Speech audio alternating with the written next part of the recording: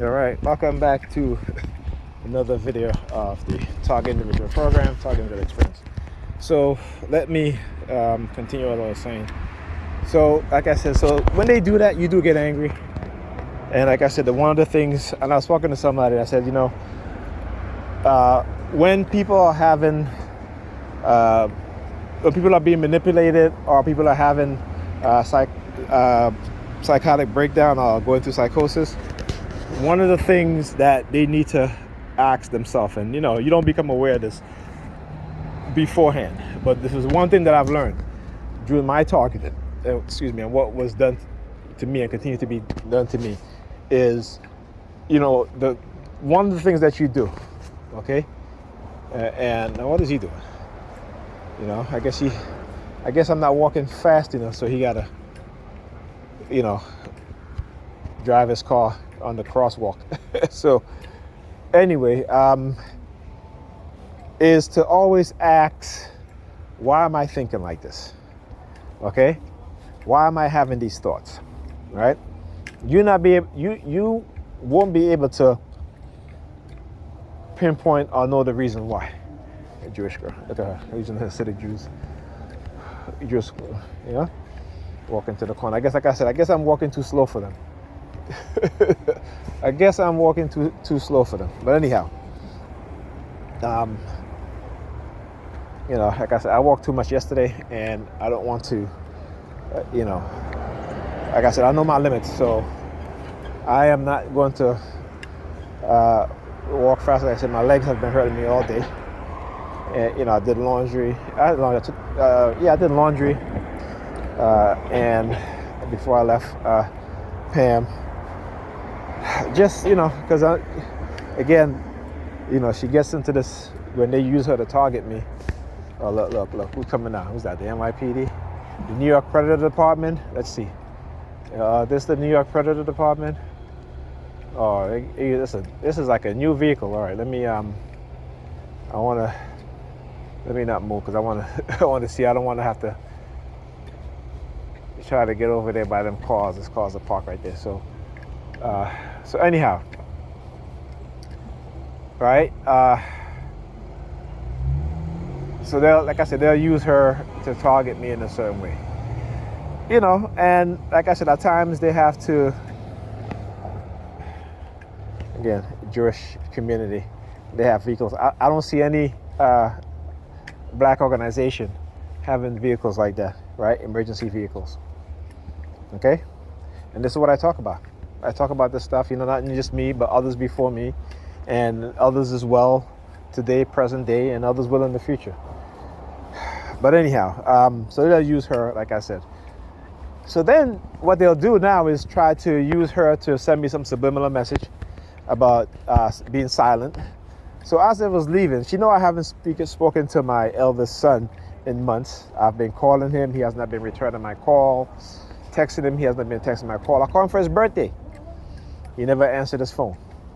Right? Why? Because, they have, they've been using him to, again, be disrespectful. Like he'll call me and I'm talking to him and he's constantly yawning in my ears. I say, well, if you call me, you're tired, call me when you're not tired. Because that's one of the things that they'll do. They'll yawn as I'm walking past, or when I'm doing my video, they'll yawn like, and so I also yawn back at them, right?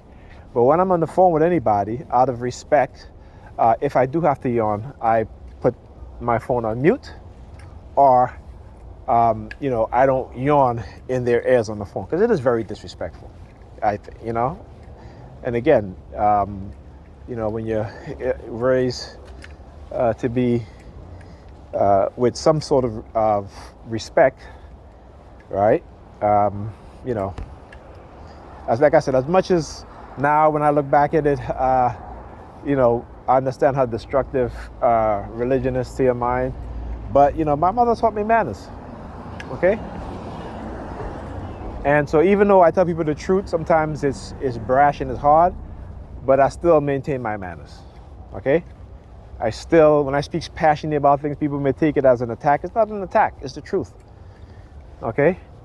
And so, like when I speak about things that happen in my community, particularly community that I live in, what me as a black person and what other black people are going through, Nigerians are going through. And when I use the word Nigerians, people tend to get offended. But I would say, I was a Nigerian. And what a Nigerian is a black person with a European mindset. Is a black person whose connection to them, to who they are as an African, right, has been completely severed. Okay? And so we engage in, behavior because we are conditioned as if we're Europeans. Okay? And not also that, but we're also conditioned with a dysfunctional mindset. So it's like when we, you see black people going to Europe, right? Hold on a sec. When you see black people going to Europe, particularly black women, going to European countries, it's romanticized, right? It's the fantasy that Hollywood has sold them, right? But how did Hollywood sell them that romanticism, those fantasies? Through the lens or through the eyes of white European men and white European women. Okay? So when they talk about the city of love, they think about Paris. But Paris is not the city of love for black people. Even black people who live in France. Okay, now we in America, they sell us this fantasy, right? But as black men, we know that when we go to those countries, we understand that we're still black men and we're going to be hated on. Now you do have these young college Nigerian males who parents don't teach them about what goes on in European countries when it comes to how black people are treated, particularly black men, right? So you have instances where a young man goes to Greece with his white friends, and he gets attacked in a bar, and his white American friends do nothing.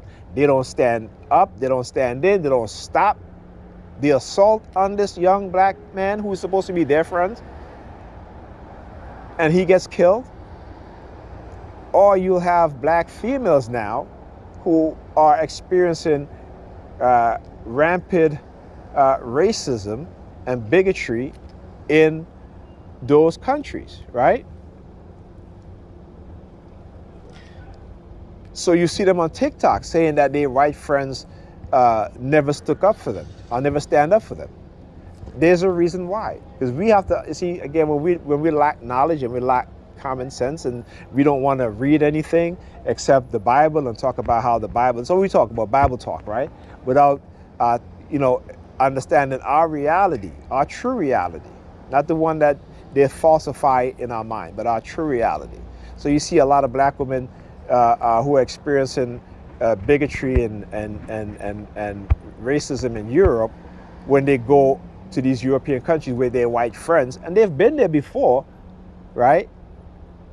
But you have to understand that the American far-right movement, the American far-right Christian movement, have been spending hundreds of millions of dollars, right, to back candidates who are racist, okay? And so now those countries, because their leaders, they install or they voted for leaders who don't like black people, who believe in nationalism, white nationalism, right? So now you see these so-called liberal white people who go to Europe with their black female friends, or supposed to be friends, and their black female friends are discriminated against, they're being treated badly and harshly. And what do? Their white friends, they stay out of it. Oh, it's not our job. We're not supposed to, this is their country, right? So now you see a lot of these black feminists, now disavowing their white friends when they come back to America, right? And you get, saying that, they didn't stand up. Of course not. Because you got to understand the vast majority of white people in this country are racist. I mean, they all are racist, but the vast majority are extreme racism, and they're very good. White people are very good at hiding their racism, particularly in urban cities, right? And I said, the gentrification movement is two forms of violence. It is violence to displace black people, the black working class and poor black people, and also to change the political landscape, right? And you can go and read, there's an article that talked about how the far right has infiltrated the liberal political scene, or the liberal political party, the Democratic Party. So now you have conservative candidate lying, saying that they're liberal or democratic, but they're not, because they're playing the long game, right? So we have to understand that. So when these white people come into the community which we lived in, displace us, like I said, you got to look at where they're sending their kids to school. You got to look at when they engage in discussion with you. Do they talk about the reality in which you as a black person face? Are they going to tell the truth? No, they're not. Because see, they want you to think that this is like a kumbaya situation, but it's not. It is not.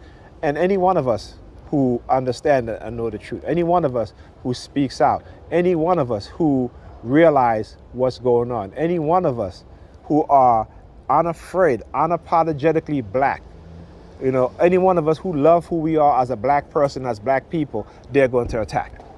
You got to understand the psychopathology of the Europeans, the white Europeans, including America.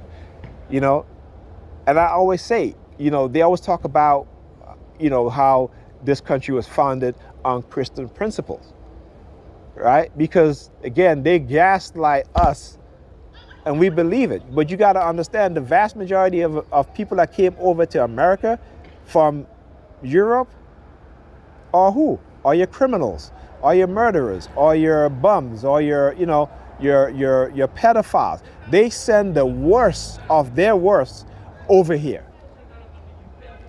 Okay?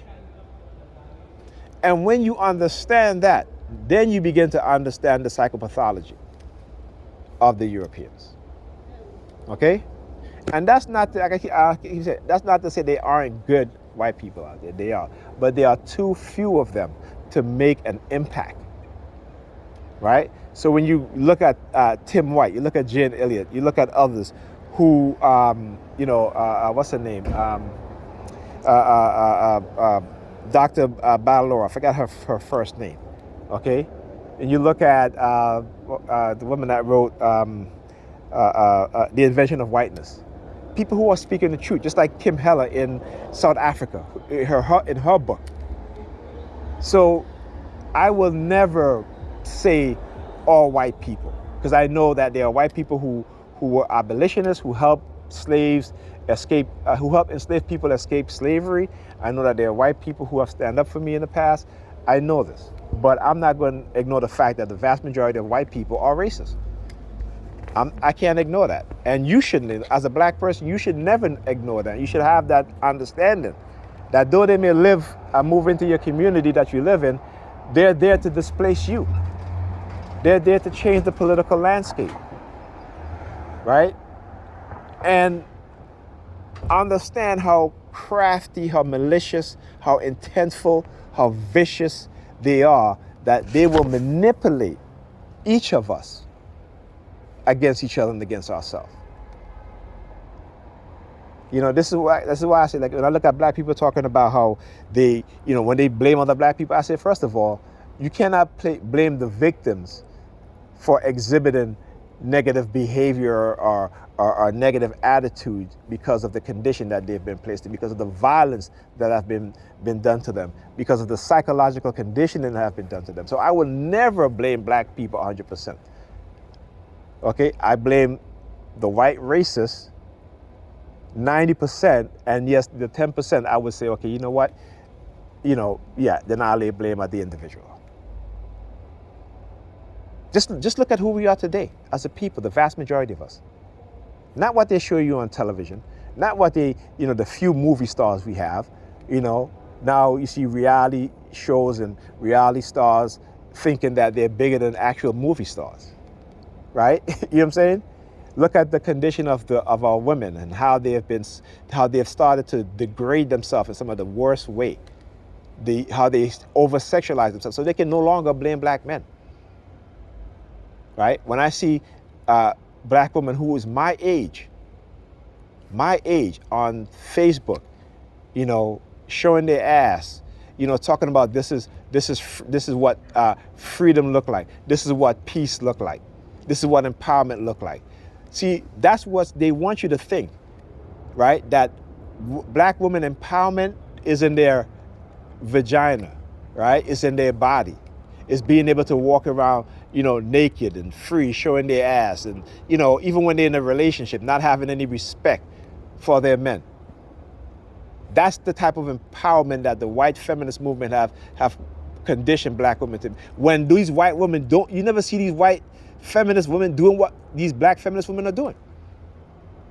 You never see them engaging in that type of behavior, the vast majority of them. You never. You may see one or two. But when the vast majority of our women are exhibiting those sort of behaviors, and no one is saying, you know what, something is wrong here. Because I don't see Asian women behaving that way. I don't see white women behaving that way. I don't see Hispanic women behaving that way, right? I don't see Arab women behaving that way. Only black women. And the white media and the white feminists will tell black women that that's empowering. Go black girl, you magical. Your magic, our economy. So why do they, and I said this before, why do they frame it that way? Black girl magic, white financial institution economy. Just think about that. Think about that. Okay? So, like I said, we have to be more understanding. When I talk to my young brothers out here, the young kings, and I tell them, I said, when I call you a king, is because you are a king. Okay? It doesn't mean that you have an empire that you're ruling over. It means that within you have the ability to become a leader. You always have that ability. But what happened when we are blocked from becoming that, and it's purposeful, it's intentful? Because in order for, as Dr. Amos Wilson says, in order for a small minority of people to rule over the vast majority of people, they have to create within the minds of the majority of people that they are inferior. They have to instill a dysfunctional way of thinking, a backwards and a dysfunctional way of behaving. Right? So when Bobby E. Wright talk about menticide, and what is menticide? It is the psychological conditioning of a people or a person to behave engage in behavior that is self-detriment, and that is to the detriment of that group. But you cannot identify the psychological conditioning, because if those around you who are supposed to be the black professionals, the black psychologists, the black psychiatrists, don't address this out of fear. Because why? Because they see what happened to Dr. Amos Wilson. They see what happened to Dr. Francis Cress Wesson. They see what happened to other black psychologists and psychiatrists, right? Those who are speaking the truth, how they've been economically castrated, right? How they themselves have been victims of psychological manipulation. Okay? That fear is enough, because when they're targeting them, but not also that, but they're also going to target their children, and because they're trying to destroy the ancestors within your DNA, within our DNA, the warriors, right? So again, with the creation of these technologies, particularly silent sound, they're able to do that. They're able to manipulate you, and you don't even know it. You're not even aware of it. And there are people who are aware of what's going on, but they're too few. So when you start talking about these things, particularly within to Negro people with their religious mindset, everything they attribute to is to some God that they've been given by their oppressors. Okay? Despite the fact that, they'll tell you that Jesus was a rebel. right? Well, let me ask you a question. In the Bible, who was Jesus rebelling against? Because we know what the meaning of a rebel means. Because that's not who Jesus was in the so-called Christian Bible. Go read it. The Jews were not the Jews, but the Judeans. Because remember, there was no Jew. And again, we have to understand, put things in proper context. There was no Jewish people. The Jewish people that you see here, the Ashkenazi Jews, these are late converts. Okay. You never go back and look at the historical records. You don't find no mention of Jewish people. You don't find no mention of the words Jew or Jewish. When the Judeans was at war with the Roman state. In your Bible, what did Jesus says? Render unto Caesar what is Caesar. Now, when Caesar has been taxing the people unjustly, now does Jesus sound like a rebel? But you'll sit down in church and hear the pastors talk about Jesus being a rebel. That is in direct contradictory to what the description of Jesus is and what Jesus says in the Bible. So when Jesus tells his disciples, do not go off the way of the Gentiles, do you understand and know who the Gentiles are? The Gentiles are the very same people who gave you your religion, who gave you your Christianity. So again, let's think about this. Use your so-called God-given mind, right? That's what you'll say as a Christian, to understand that. Jesus says, this what I taught you, this what I am teaching is for my people who are the Hebrews. Hebrews, do not go of the way of the Gentiles. They came up with the white girl across the street. Look, she's over there. She's with her hands in her pocket looking over at me. You see that turn off the light? Look, she looks at the window. Look, she's looking out the window. They're funny. I want you. That's why I can explain these things, because I want you guys to really understand what's going on. So anyhow, this is what they do, right? Christians don't really, particularly Black Negropeans, don't really understand the Bible that they read. And the pastors who are teaching these things don't understand it either. What they are doing is regurgitating what have been passed down to them from generation to generation from the slave Bible, from the instruction to the Negroes. And again, you can go read that Bible, the instruction to the Negroes and the slave Bible. Go and read it, all right? They have copies of it. You can go read it. And you'll see, verbatim, everything that they're teaching today is the same thing. So when they no, she goes in. Look, as you come out in this car, go into the car. They're funny. And what color is the car? Red. That's the red theme. As he closed the door, he looks in the direction where the white girl is going into. Look, he's looking over here now. Look. Oh, you Negropeans team up with the oppressor class to target me? Listen, I already know it. There are those of us, again, like I said, who will sacrifice their own for comfort or for their religion, okay? Because, see, the white people have taught us to love them, but they teach their children to hate us. See, this is what we don't realize. We know it. I've done shows on it where you have these white supremacists who are in the schools, right, or who are engaging in and educating online classes, teaching about Nazi ideology, which is, again, American ideology, right?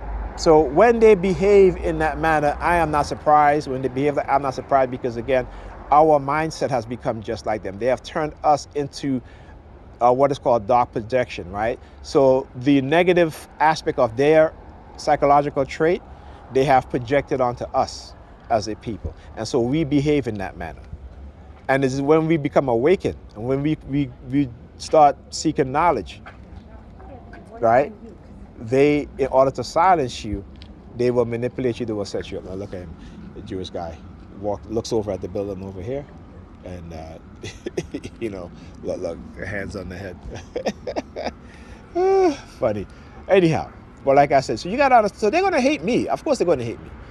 Why? Because, again, when, and I talk about my brother and I in the 90s, he was working with these two young ladies, to create a magazine, and I was doing a lot of the retouch and scan and stuff like that, and again, it was a magazine that it wasn't ratchet, right? Because you see, if you're coming out with a magazine that's not ratchet, they don't like that, because the agenda is to make black people or to make European people look as ratchet, look as dysfunctional, and sell that to the rest of the world. They have made us, right, the very propaganda tools in the flesh, right, to what they propagate over the media. Okay? So when I talk about black women becoming a prodigy of the drag queens, the black drag queens in the 90s, that's who black women have become that's not black women, sorry. That's who European women have become today. When you look at all the makeup, the long eyelashes, the long fingernails, the provocative clothing that they wear, they have become a prodigy of those transvestites, I should just call them transvestites, of those transvestites from the 90s. Go look at, you think I'm lying? Go look. The blonde wig, the green wig, the red, all these different wigs. Right? They have projected those things onto black women today, onto European women today. Not black women. Sorry, my queens. European women are queens too. But you have your good queens, you have your bad queens. Okay? You have your dysfunctional queens and you have your functional kings. Just like you have your good king, you have your bad kings. You have your dysfunctional kings and you have your non-dysfunctional kings. Okay? So we need to understand that. All right? So before I go, so anyway, I get back to Pam. So I'm leaving, like I said, and she's like, tell Bryce I said hi, I missed him. Now, I've been telling her for months now that I've been calling Bryce, doesn't call me. So why all of a sudden now you're telling me to tell Bryce when you speak to him I said hi? Why is that? And then on top of that, I'm gonna show you how and again, I don't blame her 100%, right? But I want you to understand the narcissistic mindset that they've created within her mind, right? So Ethan couldn't find his keys because I was go and do laundry, and I asked Ethan, I said, yesterday, I think I took on the garbage to the basement. I said, Ethan, where's your keys? He couldn't find it. So I said, okay, so there. I said, look for your keys. He couldn't find it. Now, I know Pam took his keys. Why? Because, she wanted me to go home last night because, again, after a day of targeting me and stuff like that and engaging in the targeting, and like I said, my back, she had me walking over the place. My back was hurting. My leg was hurting. And I was like, I'm not going home because, I'm in too much pain. So I ended up spending the night. Well, I want to sleep by myself and this and that. Well, okay, so when it's convenient for you, it's okay, right? Right? Like I was telling my friend, actually, not one of my friends, but the only other person that I talked to, I haven't spoken to the TF from California in about a month now because, again, they're manipulating her mind, all right? So I said to Ethan, I said, this morning, I said, Ethan, you need to find your keys, right? He couldn't find it. So the entire day now, he couldn't find his keys. But I said, I know she took it. So I went to her and I said, Pamela, I said, if you think that I want your keys back, I don't. Okay? I don't want your keys back. All right? I said, first of all, I would never take your keys without your permission. And I said, I've never done that. So why are you behaving in this manner? Why do you think, I didn't take his keys? And she was lying. And like I said, because of how her mindset has been created, her personality, narcissistic, lying, deceitful, lie by omission, So I went downstairs to get the laundry from the dryer. I had to fold up the clothes. And I came back upstairs, and and I was like, "Did Ethan find his keys?" She was like, "Yeah." I said to her, "Where did he find it?" "Oh, I was cleaning up the tidying up the foyer. I had asked her if she can clean out the other shoe container, Ethan's shoe container, because again, my back was killing me, so I wasn't going to do it. I did my daughter's own, and I asked her to do Ethan's own. And for 2 weeks, that container sat there. So why did she do it tonight? As I was downstairs folding clothes, right? And again, I didn't want to bring the clothes up without falling because I know she's just going to throw them all over in the living room. So so she says to me, yeah, I found it. It was underneath my daughter's rug. I had bought my daughter this rug, right? I think I bought it, or she bought it, but it's a little small rug, fluffy rug, and she was like, it was underneath there. Now, when we got home last night, I forgot that he had his keys, because I said to him when he couldn't find it, I said, "What'd you do with your keys?" But about an hour later, I remember him having his keys in his hand, walking in her direction in the hallway. Right? So I said to him, I said, "Pamela, he had his keys, right?" Because I think I remember him walking towards you with his keys in his hand. But for like a whole hour, I totally forgot. Like, that was just totally wiped out of my mind. So anyway, so she's like underneath the, I don't know, it's bullshit, because again, this is why I went to her and I told her, I said, "Listen, I'm not going to take your keys without asking you. I've never done that." Okay? But again, is whatever narrative she is telling her people and whatever they're trying to make her believe, right? So, so I looked down where the rug is, and I was telling her earlier. I said, "Listen, there's certain things I noticed, right? Because I went into the kitchen. My daughter had broken one of the ceramic plates, and she said she swept it up. So I said to her, I said, you just can't just sweep it up. You have to at least mop up the floor. Not also that, but what I do if the kids break anything or if she breaks anything is that when I clean it up, but I also take disinfectant wipes, and I get on my hands and knees and I pass it over on the floor, right, to make sure that I pick up even the small pieces of glass or whatever is broken, right? And she didn't do that. She said to me, "Oh, I used a rag." I said, "I hope you didn't wash. I hope you threw the rag away, right?" She was like, "Yeah," but I don't believe her. Okay, right? Because I said to her, I said, that's not, I don't use rags. If I use a rag, I'll throw it away, right? But then I'll also mop up the floor. And also, like I said, I'll most of the time I'm on my hands and knees with the sanitary wipes, and I'm wiping up the floor, because again, I understand that they're going to be little pieces of glass that you're not going to see, and sweeping them up. And even if you wipe them up with a rag, there's still, you're not going to get everything. So I end up stepping on a piece of small pieces of the ceramic plate that was broken, and it was so painful. All right, so I had to ask her if she can take it out my foot, and of course she's taking her sweet time, because she's looking at videos, to where I was like, what? I said to my daughter, I said, "Can you go get your mother?" So then she finally came and she was able to get it out, right?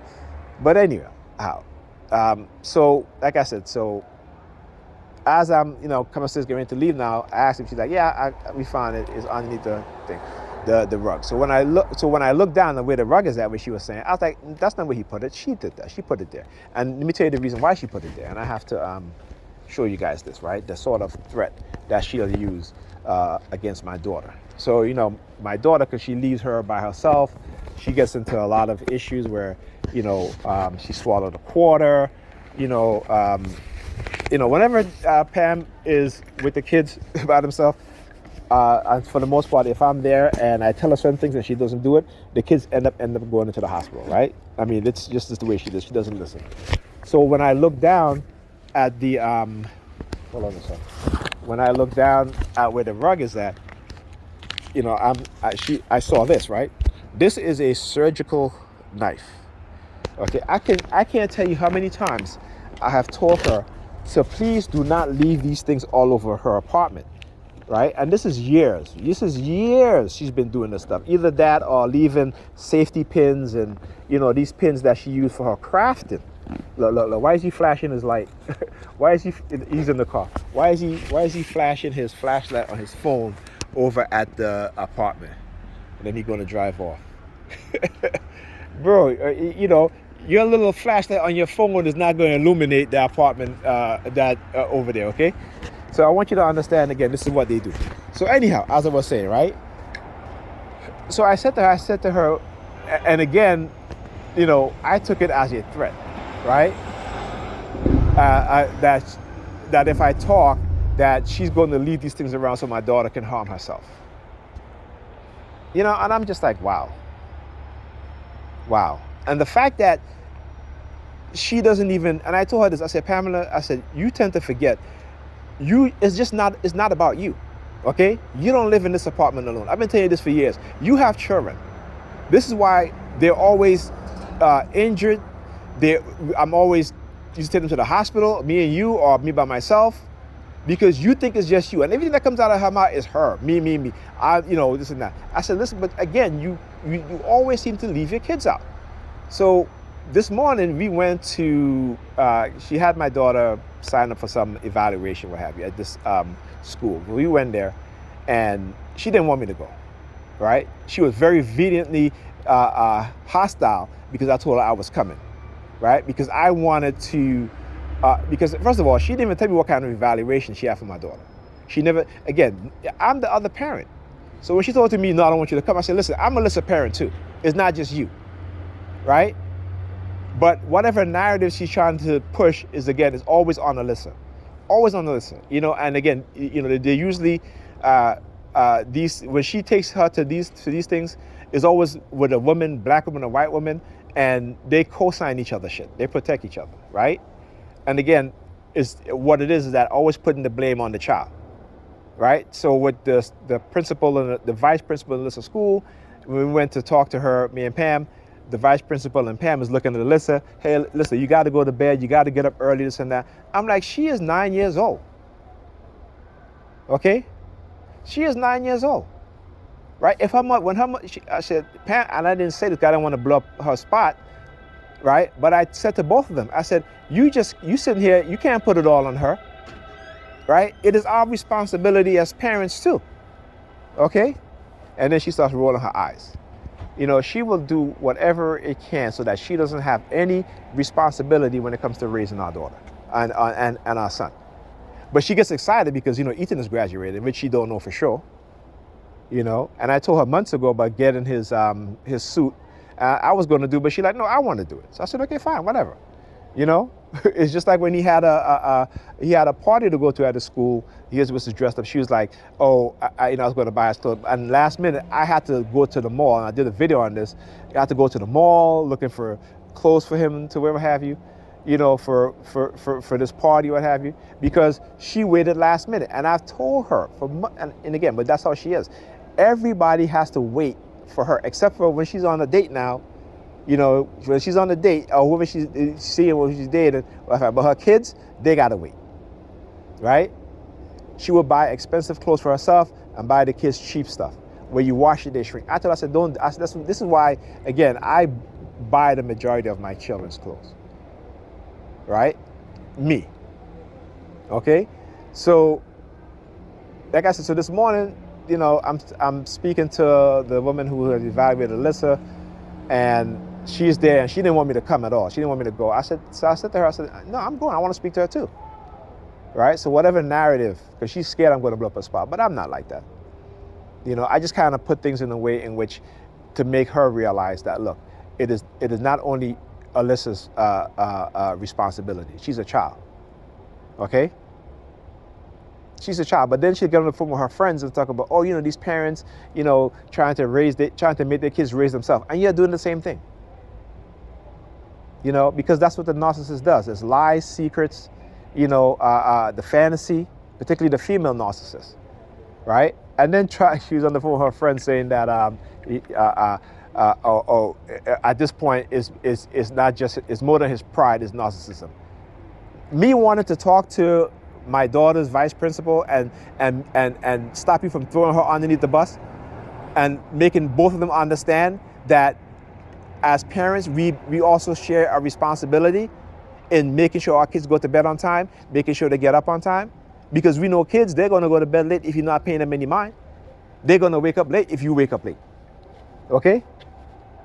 You know what I'm saying? She don't like that. She don't like that. She don't want no part of dealing with these kids. Okay? And I told her yesterday, I said, you don't care about Alyssa. You don't care. My daughter, she comes home with these slime and she makes a mess of it, throw it on the rug. And I said to Pam, I said, you're going to have to get rid of that rug because I'm not steam cleaning again. I'm not doing that. Okay? She's like, well, she's just gonna have to stay like that. I said, you can't. It's gonna smell. It's gonna become smell so which they did before, and I had to steam clean it. And she's like, oh well, that's not her. I look at her. I was like, you really don't care about your daughter, do you? So why are you doing all of this? Who are you trying to impress? Okay, because I know you wouldn't do this. You know what I'm saying? So who are you trying to impress? Right. So anyhow, I'm speaking to the woman, and I asked her, I said, what is it that we can do, right, to help her along in her deficiencies, right? Particularly when it comes to reading comprehension. And every time I open my mouth to speak, I ask a question, Pam interjects. It got to the point where I just said to her, I said, Pamela, I didn't ask you a question, I asked her a question. Can you let her answer, please? Because she has to try to portray this dominance, right? She has to try to, not gonna work, buddy. Sorry, not gonna work. Yeah, fuck you too. Yeah. So he comes up here and sticking his thumb in his mouth. I said, not gonna work, buddy. And then he does like the peace sign, and I said, yeah, fuck you too. You know what I'm saying? This is what they engage in to try to silence me. Yeah. Look at him. Do I give a shit? No, I don't. Because Nigerians are an enemy to black people, and they need to be dealt with. Okay? And trust me, I ain't scared of none of them motherfuckers. They have to understand who I am. They have to understand that I can get gully with it. Hey, my younger days, people know about me. Right? But anyway, you got to mature. You got to understand what's really going on. I always tell them, don't let me take it back to how I was before I became conscious. I was operating just like Nigerians operate. Okay? Maybe not to the extreme extent, but whatever level they want to take it to, I can take it to. So anyhow, so I'm saying to her now, and then she's all of a sudden she started getting antsy and start getting aggressive with me and stuff like that. We get back in the house, talk about I'm so stressed. I can't even ask her a question. She's ready to snap at me. You know what I'm saying? And I'm like, for real? But anyhow, you know, so like I said, so when I asked if they found the keys, and this is what she did, and I was just telling her, you know, not too long ago, I said, you have to stop doing that. You have to understand that you are not the only one living here. You have kids here. You know, you cannot leave knives at the edge of the table. You know, you cannot leave surgical blades, you know, on the table, on the floor. You know, you got to pick it up. You know, you cannot leave. You know, last week when she went to that wedding and I was cleaning the living room floor, I was actually mopping, and I pull out the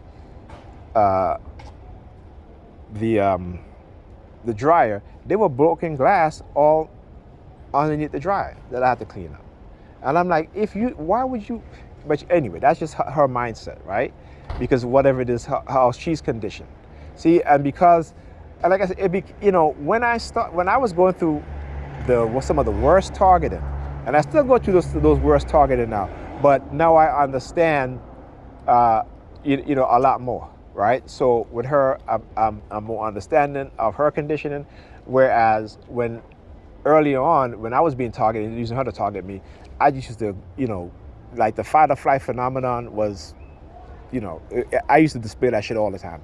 You know, but I never stayed. I was always leave, right? Particularly when it comes to her, right? Because I've always been, you know, I always know that, you know what, it's always better to leave when you're arguing, particularly in your relationship, as opposed to stay, particularly when the person is prodding at you, whether it's physically, whether it's psychologically, whether it's verbally, that you just leave that situation.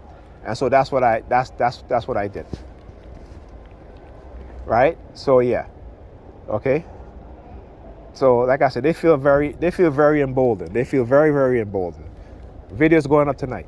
Anyhow, so yeah, right. So, you know, I start to observe her also, and you know, but I always used to be very, very concerned with what she had went through when she was going through, and so again, But she used that to manipulate me. She used that to, she used it as a crutch against me, right? Meanwhile, she was engaging in behaviors in which she used to tell me, oh, I'm not that person.